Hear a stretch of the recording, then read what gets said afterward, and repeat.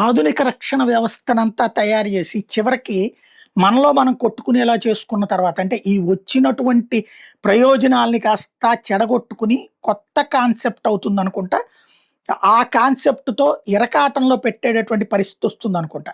ఎందుకయ్యా అంటే లేటెస్ట్‌గా జరుగుతున్నటువంటిది ఆయిల్ నిక్షేపాలను ధ్వంసం చేస్తున్నారు. ఇక రాబోయే రోజుల్లో ఎడ్ల బళ్ళు, గుర్రపు బళ్ళు కొనుక్కొని తిరగాల్సొచ్చే పరిస్థితి క్రియేట్ చేస్తారని తెలీదు. లేక ఎలక్ట్రిక్ వెహికల్స్ వరకే ప్రిపేర్ అవ్వాల్సిన పరిస్థితొస్తుందేమో. తాజాగా చూస్తే ఓ పక్కన ఆయిల్, గ్యాస్ దెబ్బతిని ఇప్పుడు వెహికల్స్ బారులు తీరుతున్న పరిస్థితి ఒక ఎత్తైతే, రష్యా బాల్టిక్ ప్రాంతంలో ఆయిల్ రిజర్వ్‌ల మీద ఉక్రెయిన్ దాడి చేసింది. రష్యాకి 60% చమురు ఉత్పత్తి అక్కడి నుండినే జరుగుతుంది.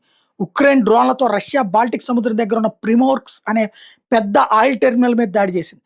రాత్రి జరిగిన ఈ దాడిలో ఆ ఓడరేవు దగ్గర ఒక ట్యాంకర్ మీద మంటలు చెలరేగినాయి. అలాగే చమురు పంప్ స్టేషన్ కూడా దెబ్బతింది.